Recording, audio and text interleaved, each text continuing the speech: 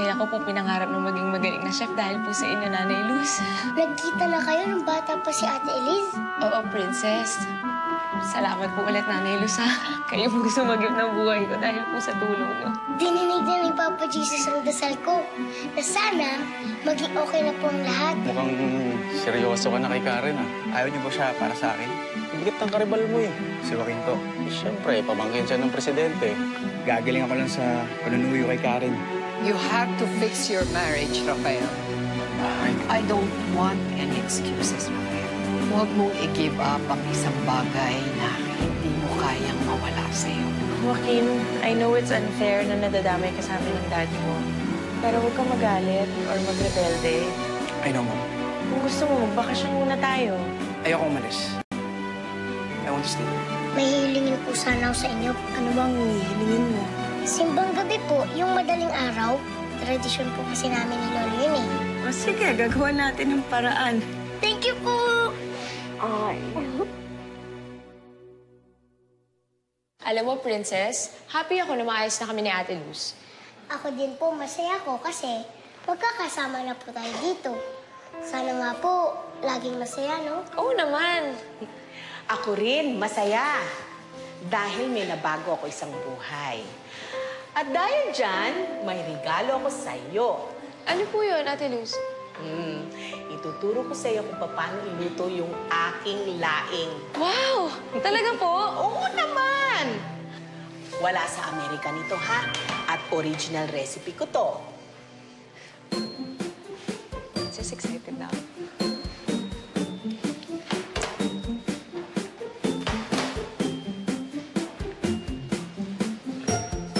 Isahan natin sa balat ng bawang. Pero dapat kasi patutuyuin mo muna yung gabi kasi pag hindi makate. Tapos, ibibilid mo yan sa araw tapos tatanggalin mo yung mga tangkay kasi matigas ito eh pag nakain mo. Tulong ka kaya? Ano? Tulungan natin si Ate Luz. Oo. We have to have a charity event. Pero ayoko yung boring, yung walang kabuhay-buhay. Ang gusto ko yung vibrant, lively, exciting. Like a fashion show and charity ball? Exactly, Georgina. Oh, Doña V, ganyan po ang ginagawa nila sa Europe. Let's do that here. Maglalabas ako ng bago kong collection. Wonderful. And you're going to donate your entire collection to the charity event? Of course, Doña V. For the poor and unfortunate. You know, we need to give back to the community, di ba? Para sa bayan at sa mga mahihirap. I'll do it with all of my heart. Bravo. Bravo, Georgina. Hindi ako nagkamali sa'yo. You have a heart of gold.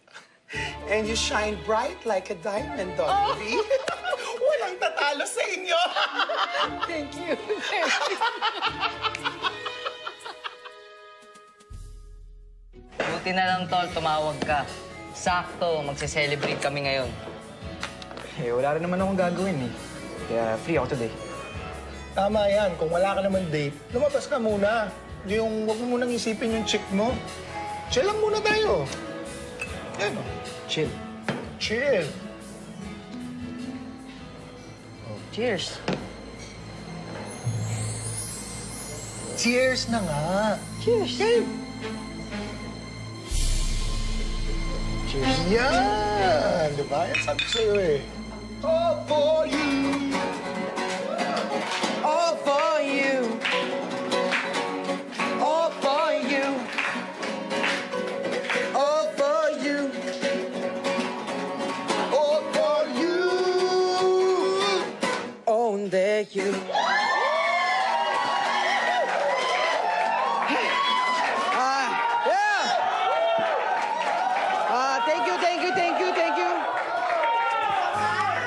Babalik kami mamaya! This one. Hey. So, Cheers! serve natin to. Cheers!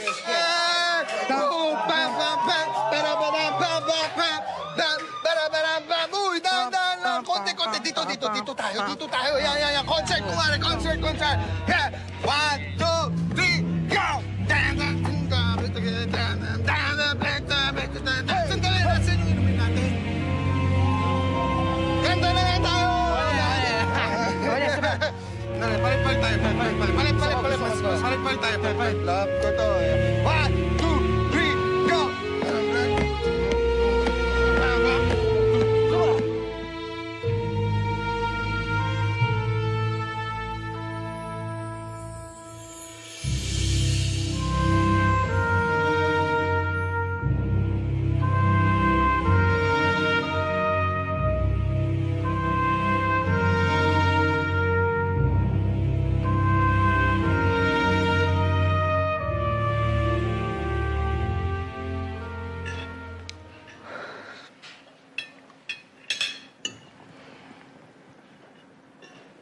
Joaquin, I noticed lately na parati kang wala. And I hear that lagi kang napupuyat and out with your friends. Lola, ano po kasi, may nilakad lang po. Joaquin, it's okay to go out with your friends. But if you want to destroy yourself, then siguro isipin mo magpalit ng iyong family name at saka ang iyong identity. Lola, hindi naman po. Iyo, habang bitbit mo ang pangalang Jacinto, dapat kumilos kang maigi. Baka madamay mo ang buong pamilya, lalo na ang tita Leona mo. Gusto mo bang masira siya because of your juvenile activities? Sorry po. Yes. And if indeed you are sorry, then you better stop this senseless behavior and start being productive. Okay.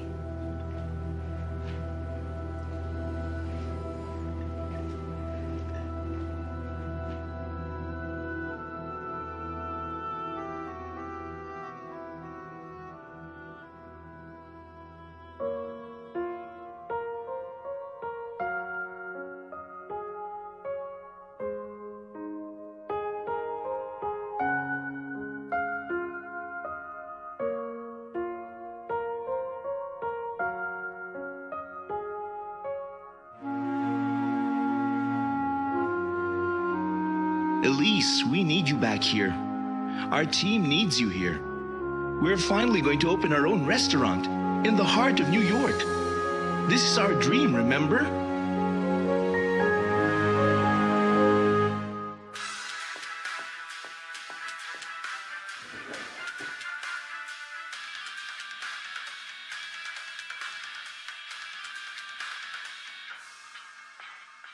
Presidential nephew, laging nasa gimikan. Marami ang nakakita at marami ang nagtatanong, nagwawala nga ba ang pamangkin ni President Leona? Oh my God. Ayon sa ilang source, nakita daw si Joaquin na naglalasing. Sa katunayan, may pinadala pang photos dito sa amin.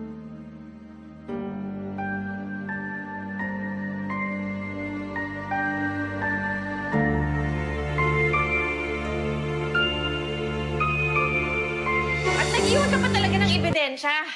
Paano natin madedenay sa media yon? May mga pictures, Joaquin! Hindi ko naman po alam na makukunan ako ng picture eh. Siyempre, nasa public place ka. The chances are always high. Hindi mo ba naisip yon? We have to do some damage control, Daphne. Stop. And you, young man, you better pray na matapos ang eskandalong ito. Dahil kung sisirain mo lang naman lahat ang ating mga plano, mabuti pa ma-exile ka na. Exile? I'm going to send you to a boarding school. in Switzerland.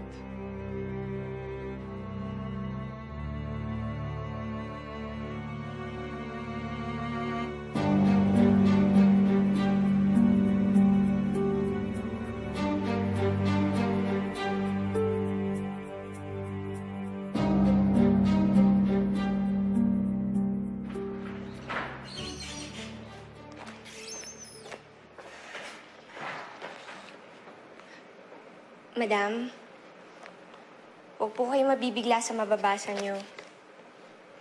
Why? What happened?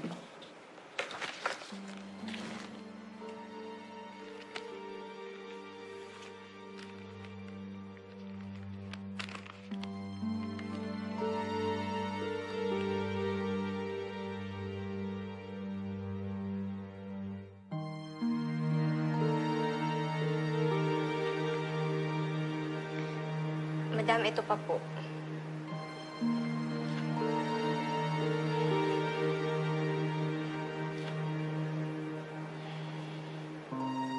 Bihira naman.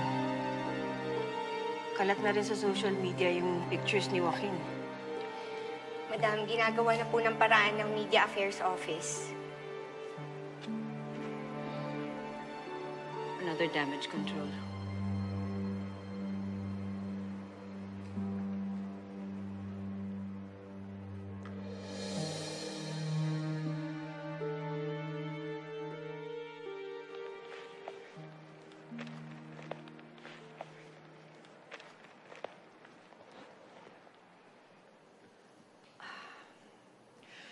Leona, iha. Nakita mo na siguro ang mga balita.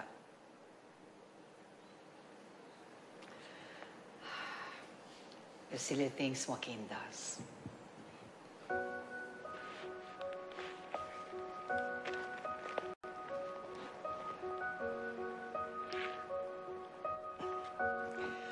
Iha, huwag mo nang isipin yan. It's been taken care of. Thank you. Inayos ko na lahat yan. In fact, kinausap ko na rin si Joaquin.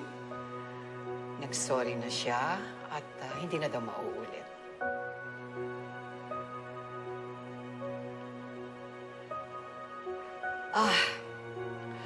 By the way, anong kulay ng gown ang gusto mong isuot sa charity ball? Charity ball? Yes. Hindi ba, hindi mo naman gustong mag-celebrate ng birthday mo? So what I did was, I organized a fundraising event para sa mga mahihirap. Lahat ng kikitain nito, mapupunta sa various projects. A fashion show, yung ball, and so many activities. Pero bakit charity ball pa? Eh, di ba magastos yun, Mama? Bakit hindi na lang simple at meaningful? Leona, meron naman tayong mga sponsors dito. At hindi naman basta-basta mga bisita lang ang pupunta rito. Our guests will be moneyed people. Handa silang tumulong. And we'll make this a really grand event para masaya sila. Alam mo naman, madaling hinga ng pera ang mga taong masasaya, di ba? This is for the greater good, Leona. Trust me, I'll take care of this.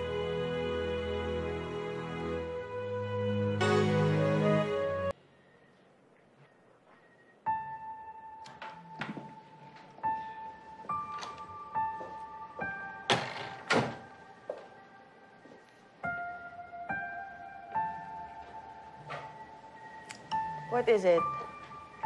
Galit ka sa akin. You seem surprised. Di ba dapat? Daphne, I am trying my best to make it up to you. Don't you think it's a little late, Rafael? Tingnan mo, pati anak mo nadamay na. At paano naman nadadamay si Joaquin? He's just a kid. He wants to have fun. Nagkataon lang na may nakakita sa kanya. So what? That's exactly my point. He's just a kid. At ikaw nakikita niyang example. Hindi nakapagtataka na nagkakaganyan si Joaquin. Nagre-rebelde siya and you are to be blamed. Ako? Oo, ikaw. At kapag napahamak siya, God forbid, hindi kita mapapatawad.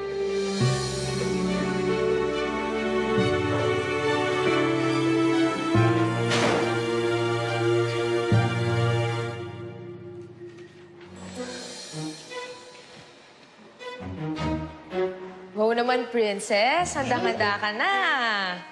Ano, simulan tayo? Opo, ready na po ako. Ready.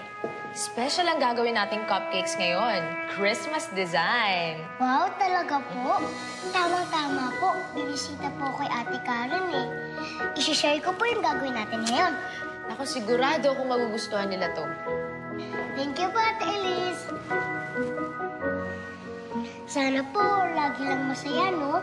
Happy-happy lang, walang sad. Kaya po. Oo nga eh. Tara, simulan tayo. Lahat po? Tapos, sundan mo na ito. Ano po? Itong flour, sundan mo.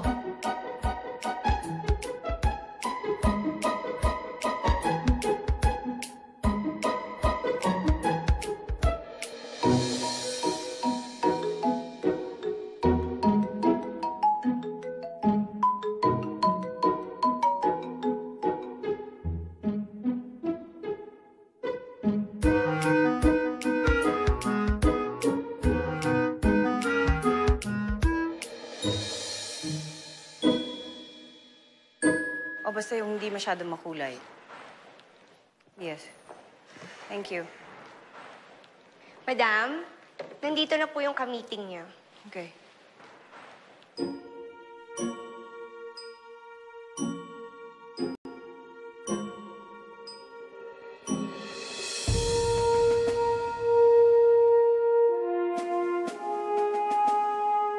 Good morning, Madam President.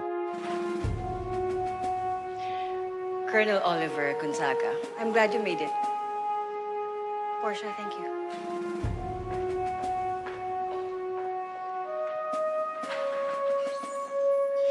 Alam mo na siguro kung bakit kita pinapunta dito. I have an idea, but I'm not sure.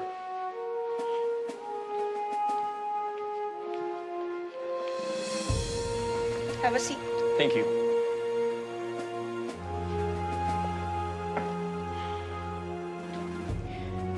Gusto kong ikaw maging PSG commander ko. It would be an honor to serve you, Madam. Pero marami po tayong masasagasaan. May mga nauna sa akin sa chain of command. I know. But as the president, I have the power to appoint. And mas gugustuhin kong kilala ko ng personal ang PSG commander ko. I can trust you, right? You can trust me with your life, Madam. And I would take a bullet for you any time of the day. Dahil hindi ako nagkamali.